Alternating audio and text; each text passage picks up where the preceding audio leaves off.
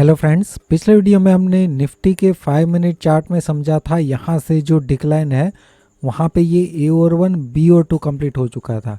सी और 3 की अगर हम बात करें तो वहाँ पे ये 1 2 3 और ये करेक्टिव बाउंस 4, राइट। तो यहाँ से एक फिफ्थ के लिए पेंडिंग इसके नीचे हम मान रहे थे, राइट। इस रेंज में ये पूरा हो सकता है। अगर इसके ऊपर ट्रेड करता है तो ही हम निफ्टी में पॉजिटिव थे। निफ्टी का ओपनिंग जो है आज स्लाइटली पॉजिटिव हमें दिखा रहा था और हमने ओपनिंग के साथ ही ये रेंज जो है एक पोस्ट की थी कि ये रेंज में जो है निफ्टी कोई डिसीजन नहीं लेना चाहिए। इसके ऊपर ट्रेड करता है तो पॉजिटिव और ये 123% के नीचे ट्रेड करता है तो नेगेटिव। इसके बीच में जो है कोई भी डिसीजन हम नहीं ले सकते डायरेक्शनल, राइट। और उसके बाद जो है हमने ये यहाँ से जब हमें बाउंस देखने को मिला तो हमने निफ्टी में और बैंक निफ्टी में ऊपर की रेंज जो है रेजिस्टेंस रेंज शेयर की थी। इस रेंज में हम शॉर्ट प्लान कर सकते थे या तो फिर पुट बाय कर सकते हैं और स्टॉप लॉस जो है इस रेंज के थोड़ा ऊपर हम प्लान कर सकते थे, राइट। लेकिन यहाँ से बैंक निफ्टी में तो आज हमने ज़्यादा ध्यान नहीं दिया था क्योंकि ये हमने स्टार्टिंग में ही पोस्ट कर दिया था कि इस रेंज में हम कुछ प्लान नहीं करने वाले, राइट। अब जब यहाँ पे ये बैंक निफ्टी में यहाँ से फिर से एक डिक्लाइन आया तो हमने एक सपोर्ट रेंज डिफाइन की थी क्योंकि ये ऊपर की रेंज नहीं मिली थी हमें, राइट। वहाँ तक ये नहीं आया था तो इस रेंज में हमने एक बाइंग प्लान की थी और इसके नीचे जो है स्टॉप लॉस हम मान रहे थे, राइट। लेकिन वहाँ से डिक्लाइन शार्प रहा और ये नीचे इसके नीचे स्टॉप लॉस जो है वो हमारा हिट हो गया।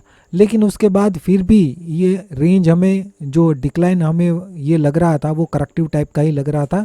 इसलिए यहाँ पे जब ये एक इम्पल्सिव बाउंस और करेक्टिव डिक्लाइन जो हमें दिखा जो कि इलियट वेव का जो स्ट्रक्चर है वो परफेक्टली फॉलो कर रहा था, राइट। तो इस रेंज में हमने फिर से बाइंग दिया था और ये टारगेट रेंज था। वहाँ से बाउंस तो हुआ लेकिन बहुत ही स्लो बाउंस हुआ और ये 100% से थोड़ा सा नीचे भी रहा, राइट।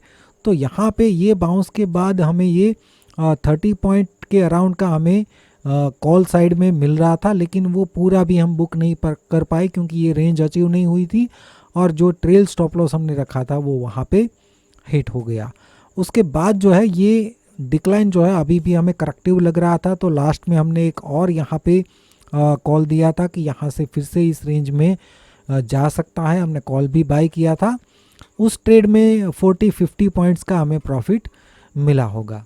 30 मिनट चार्ट में हमने कल निफ्टी में देखा था कि ये जो ट्रेंड लाइन जो है जो चेंज कर दी थी हमने नए लो के साथ, राइट।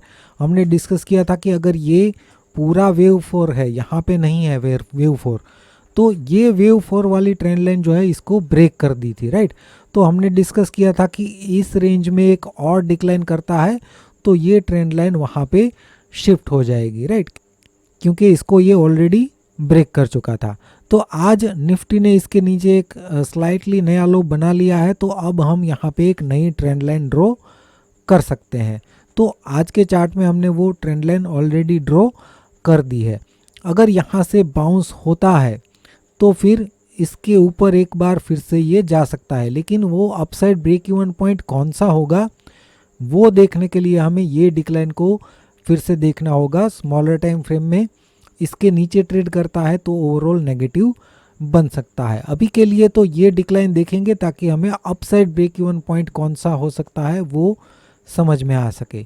यहाँ पे अगर हम देखें तो ये ए और 1 बी और 2 और सी और 3 के अंदर अब ये 1 2 3 4 और फिफ्थ या तो ये पूरा हो चुका है या तो फिर इस रेंज में ये पूरा होगा, राइट। अगर यहीं से स्ट्रेट डिक्लाइन करता है तो यहाँ पे इस रेंज में एक और स्विंग लो बना सकता है और ये रिट्रेसमेंट रेंज जो हमने यहाँ से लेके यहाँ तक की अभी के लिए निकाली है, अगर यहाँ पे एक नया लो बनता है तो वो रेंज जो है थोड़ी सी चेंज हो जाएगी, नीचे की तरफ शिफ्ट हो जाएंगी और इसी रेंज का हमें यूज़ करना है।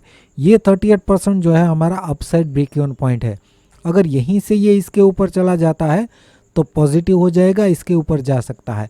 मान लीजिए कि पहले नया लो बनाता है तो ये रेंज थोड़ी सी नीचे शिफ्ट हो जाएगी और उसका जो भी 38% होगा वो हमारा अपसाइड ब्रेक इवन पॉइंट होगा। अगर उसके ऊपर शार्पली बाउंस करता है तो ही पॉसिबिलिटी है इसके ऊपर जाने की। लेकिन अगर यहाँ से करेक्टिव बाउंस ही करता है, इस रेंज के ऊपर नहीं जा पाता है, तो फिर शार्प डिक्लाइन की भी पॉसिबिलिटी बन जाती है, राइट।